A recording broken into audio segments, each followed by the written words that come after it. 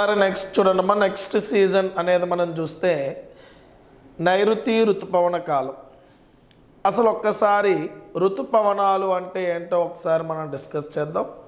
మనకి mostly అప్లికేటెడ్గా question వచ్చేటటువంటి area ఈ అంశం. మరి ఇక్కడ ఒకసారి మనం చూద్దాం. ఋతుపవనము అంటున్నాడు. చూడండమ్మా, ఇక్కడ ఋతుపవనము అంటే దీన్ని ఇంగ్లీష్లో మనం మాన్సూన్ అంటామమ్మ.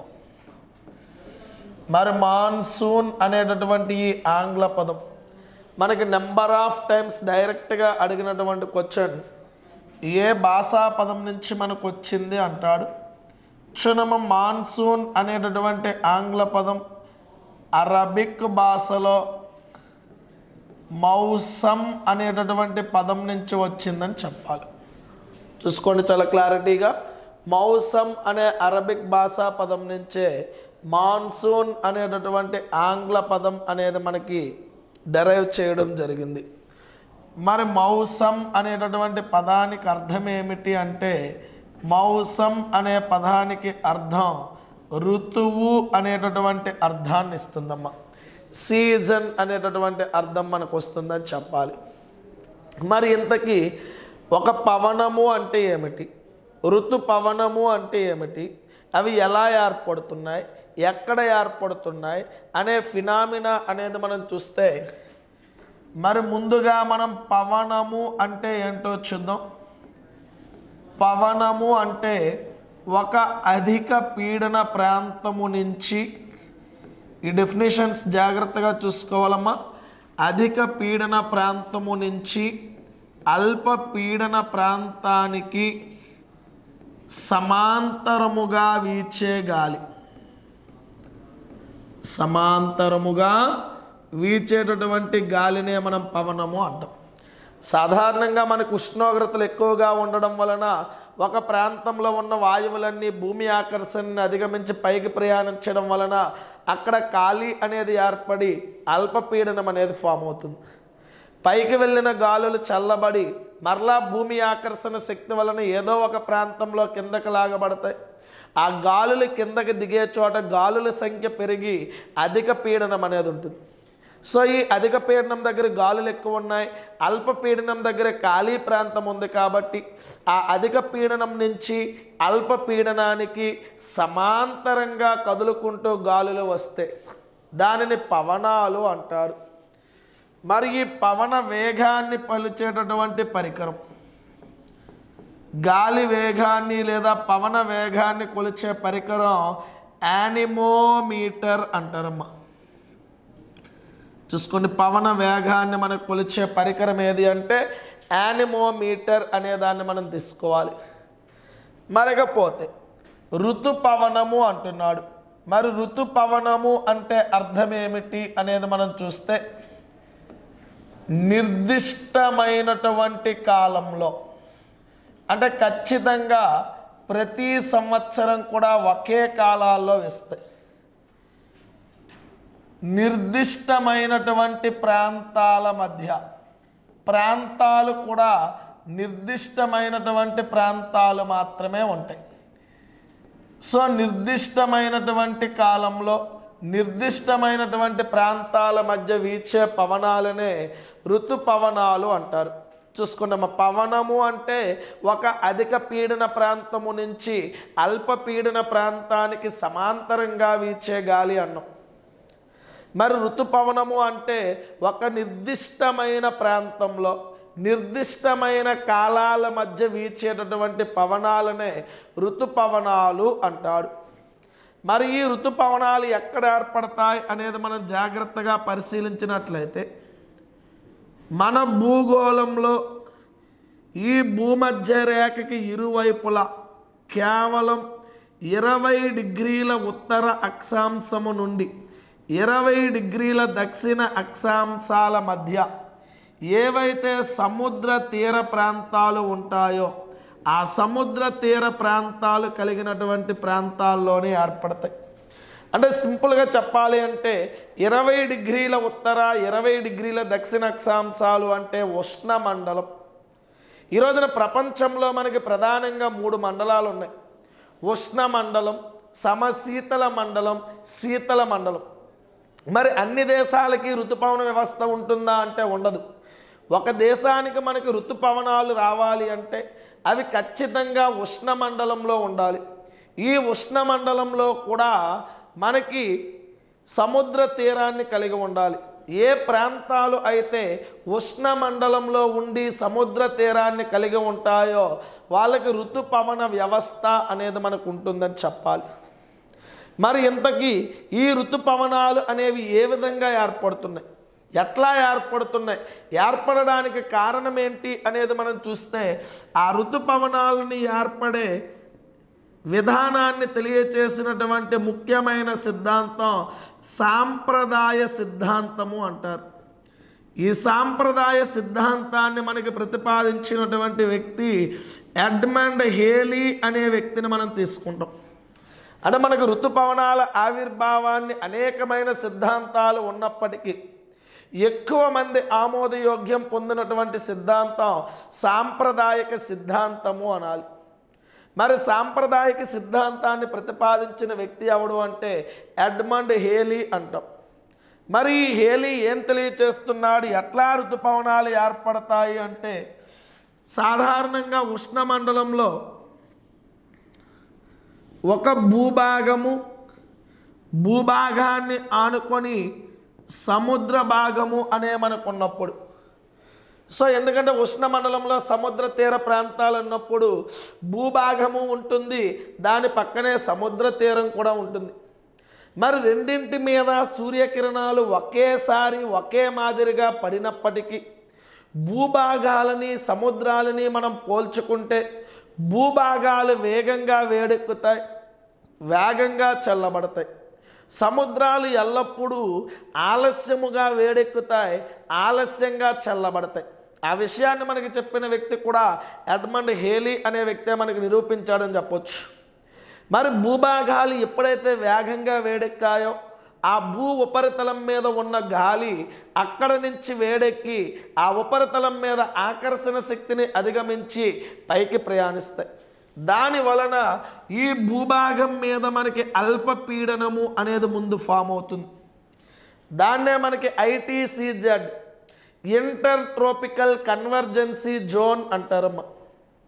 మరి ఈ భూభాగం వేడెక్కినప్పుడు సముద్రాలు శీతలంగా ఉంటాయి కావున అక్కడ గాలులు కిందనే ఉండి అధిక పీడనాన్ని కలిగి ఉంటాయి. అంటే ఇప్పుడు భూమికి సముద్రానికి ఉష్ణోగ్రతల్లో వ్యత్యాసం వలన భూభాగాలు తొందరగా వేడెక్కి అల్పపీడనాన్ని కలిగి ఉన్నాయి, సముద్రాలు కాస్త నిదానంగా వేడెక్కుతాయి. కాబట్టి ఆ భూమి అల్పపీడనం ఉన్నప్పుడు సముద్రాల మీద అధిక పీడనం ఫామ్ అయింది. మరి ఎప్పుడైతే పీడనాల్లో వ్యత్యాసం వచ్చిందో ఈ అధిక పీడనం నుంచి గాలులు అల్ప పీడనం వైపుగా మనకి వెళ్తాయి. అలా వెళ్ళే గాలులనే ఋతుపవనాలు అంటాడని చెప్తాడు. అంటే ఋతుపవనం ఏర్పడడానికి ప్రధాన కారణం భూభాగానికి సముద్ర భాగానికి ఉష్ణోగ్రత పీడనాల్లో వ్యత్యాసం వలనే ఈ రోజున మనకి ఋతుపవనాలు అనేవి ఏర్పడుతున్నాయని చెప్తున్నాడు. చూసుకున్నామా, ఋతుపవనము అంటే నిర్దిష్ట కాలంలో నిర్దిష్ట ప్రాంతాల మధ్య వీచే పవనాలు అన్నాం.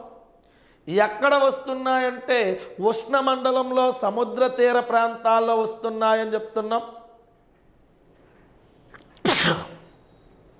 మరి ఋతుపవనాలు ఏర్పడడానికి కారణం ఏమిటి అంటే భూభాగానికి సముద్రానికి మధ్య ఉష్ణోగ్రత పీడనాల్లో వ్యత్యాసం వలనే మనకు ఋతుపవనాలు ఏర్పడుతున్నాయని చెప్తున్నాం. మరి ఇప్పుడు ఇండియా పరంగా చూస్తే ఇండియా లోపలికి వచ్చేటటువంటి ఋతుపవనాలని మనం నైరుతి ఋతుపవనాలు అంటున్నాం. సౌత్ వెస్ట్ మాన్సూన్స్ అని పిలవడం జరుగుతుంది. మరి ఎందుకు ఇట్లా పిలుస్తున్నాం, అసలు ఏ పవనాలు మన దేశం లోపల నైరుతి ఋతుపవనాలుగా మారుతున్నాయి, ఎందుకు మారుతున్నాయి అనేటటువంటి అంశాన్ని ఒక్కసారి మనం చూద్దాం. ఈ రోజున భారతదేశాన్ని మనం పరిశీలించినట్లయితే భారతదేశం అనేది మనకు ఉత్తరార్ధగోళంలో ఉంది. మరి భారతదేశంలో మే నెల వరకు కూడా వేసవి కాలం అనేది మనకు ఉంటుందమ్మా. మరి వేసవి కాలం వలన భారత భూభాగము అనేది వేడెక్కి భారత భూభాగం మీద అల్పపీడనము అనేది మనకి ఏర్పడుతుంది. చూసుకోండి, వేసవి కాలం వలన భారత భూభాగం మీద మనకి ఏం ఏర్పడుతుంది అంటే అల్పపీడనము అనేది మనకి ఏర్పడుతుంది అనేది చెప్పాలి. దాన్నే మనం ఐటీసీజెడ్ అంటే ఇంటర్ ట్రోపికల్ కన్వర్జెన్సీ జోన్, అంతర ఆయన రేఖా మండలముగా మనం పిలవడం జరుగుతుంది. మరి ఎప్పుడైతే భారత భూభాగం మీద అల్పపీడనం ఏర్పడిందో ఇక్కడ మనం ప్రపంచవ్యాప్తంగా పరిశీలిస్తే ఈ భూమధ్య రేఖకి దిగువన సంవత్సరం పొడుగునా ఇట్లా కొన్ని పవనాలు అనేవి ప్రయాణిస్తాయి. అలా భూమధ్య రేఖకి దిగువన సంవత్సరం పొడుగునా ప్రవహించేటటువంటి ఆ పవనాలే ఆగ్నేయ వ్యాపార పవనాలు. చాలా ఇంపార్టెంట్ అన్న. చూసుకుంటే మనకి దక్షిణార్ధగోళంలో భూమధ్య రేఖ వైపుగా వస్తున్నటువంటి పవనాలు ఏమిటి అంటే ఆగ్నేయ వ్యాపార పవనాలు. అవి సంవత్సరం పొడుగునా భూమధ్య రేఖ వస్తాయి. కానీ ఎప్పుడైతే భారత భూభాగం మీద అల్పపీడనం ఏర్పడిందో ఆ అల్పపీడనాన్ని ఆక్రమించుకోవడానికి ఆగ్నేయ వ్యాపార పవనాలు భూమధ్య రేఖను దాటి ఉత్తరార్ధగోళంలోకి ప్రవేశిస్తాయి. ఎప్పుడైనా పవనాలు దక్షిణార్ధగోళం నుంచి ఉత్తరార్ధగోళంలోకి ప్రవేశించేటప్పుడు కొరియాలిస్ అనేటటువంటి ప్రభావం వలన, చాలా ఇంపార్టెంట్ అమ్మా, మీకు కొరియాలిస్ అనేటటువంటి ఈ ప్రభావం భూభ్రమణము అనేటటువంటి ప్రక్రియ వలన మనకి ఏర్పడుతుంది. మన భూమి తన చుట్టూ తాను తిరుగుతున్నప్పుడు ఏర్పడే అపకేంద్ర బలం ఏదైతే ఉందో ఆ అపకేంద్ర బలాన్ని మనం కొరియాలిస్ బలము అంటాం. ఆ కొరియాలిస్ బలం ఏం చేస్తుంది అంటే భూగోళానికి ఉత్తరార్ధగోళం లోపలికి ప్రవేశించే పవనాలు ఎట్లా సవ్య దిశలో క్లాక్ వైజ్లో, దక్షిణార్ధగోళంలోనికి ఏవైనా పవనాలు ప్రవేశిస్తే అపసవ్య దిశలో ప్రయాణిస్తాయి అని చెప్తుంది కొరియాలిస్ ప్రభావం.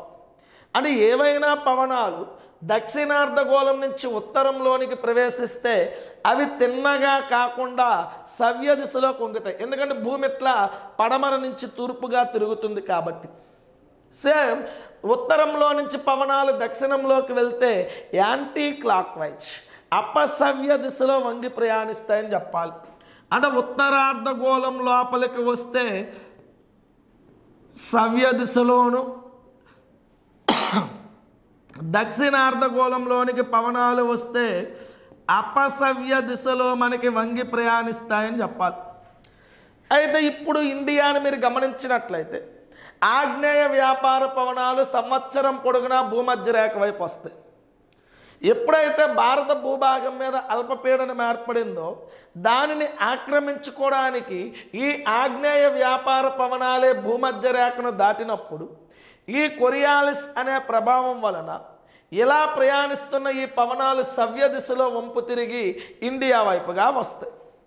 మరి ఎప్పుడైతే సవ్య దిశగా వంపు తిరిగి వస్తున్నాయో అప్పుడు భారతదేశం యొక్క నైరుతి భాగంలో నుంచి ఇండియాలోకి వస్తున్నాయి. అలా మన దేశం యొక్క నైరుతి భాగంలో తొలిసారిగా ప్రవేశిస్తున్నాయి కాబట్టే ఈ పవనాలను నైరుతి ఋతుపవనాలు అనేటటువంటి పేరుతో మనం పిలుస్తామమ్మా. ఓకేనా? అంటే ఇక్కడ భారతదేశమే కాదమ్మా, ఉత్తరార్ధగోళ దేశాల్లో ఏ దేశానికి ఋతుపవన వ్యవస్థ అనేది ఉన్నా అవి నైరుతి ఋతుపవనాలుగా ఉంటాయి. మరి ఏ ప్రపంచ పవనాలు నైరుతి ఋతుపవనాలుగా మారుతున్నాయంటే ఆగ్నేయ వ్యాపార పవనాలే నైరుతి ఋతుపవనాలుగా మారుతున్నాయి. ఏ ప్రభావం వలన అంటే కొరియాలిస్ ప్రభావం వలన. ఇక్కడ మనకి ఎగ్జామ్ పాయింట్ ఆఫ్ వ్యూలో బిట్లు వచ్చేది ఏ విధంగా వస్తే ఒక్కసారి జాగ్రత్తగా చూస్తే కొరియాలిస్ ప్రభావము అనేది దేని వలన ఏర్పడుతుంది అంటాడు. భూభ్రమణం వల్ల ఏర్పడుతుంది. కొరియాలిస్ ప్రభావం వలన ఉత్తరార్ధగోళంలో ప్రవేశించే గాలులు ఏ దిక్కులో వంపు తిరుగుతాయి అంటాడు. సవ్య దిశలో లేదా తూర్పు వైపు వంగుతాయి అని చెప్పాలి. దక్షిణార్ధగోళంలో ప్రవేశించే గాలులు ఏ దిశలో వంపు తిరుగుతాయి అంటాడు. అపసవ్య దిశలో లేదా ఎడమ వైపుగా వంగి ప్రయాణిస్తాయని చెప్పాలి. ఇప్పుడు ఏ ప్రపంచ పవనాలు మన దేశంలో నైరుతి ఋతుపవనాలుగా మారుతున్నాయంటే ఆగ్నేయ వ్యాపార పవనాలు. ఏ ప్రభావం వలన అవి నైరుతి ఋతుపవనాలుగా మారుతున్నాయంటే కొరియాలిస్ ప్రభావం వలన అనేది మనం చెప్పాలమ్మా. ఇది నైరుతి ఋతుపవనాలు ఏర్పడేటటువంటి ఆ ఫార్మేషన్. మరి ఇండియా లోపలికి నైరుతి ఋతుపవనాలు వస్తున్నప్పుడు మన ఇండియాలోనికి అరేబియా సముద్రం మీదుగా ప్రవేశిస్తాయి అండ్ బంగాళాఖాతం మీదుగా ప్రవేశిస్తాయి. అంటే నైరుతి ఋతుపవనాలు ఇండియా లోపలికి వచ్చినప్పుడు 2 శాఖలుగా విడిపోయి రావడం జరుగుతుంది. బంగాళాఖాతం మీదుగా ఇండియా లోపలికి వస్తే అది బంగాళాఖాతము శాఖ. అరేబియా సముద్రం మీదుగా ఇండియా లోపలికి వస్తే అది అరేబియా శాఖ అంటాడు. అంటే నైరుతి ఋతుపవనాలు ఇండియా లోపలికి ఎన్ని శాఖలుగా విడిపోయిస్తున్నాయంటే 2 శాఖలుగా చెప్పాలి. ఒకటి బంగాళాఖాతం శాఖ, రెండవది అరేబియా శాఖ అనేది మనం చెప్తాం.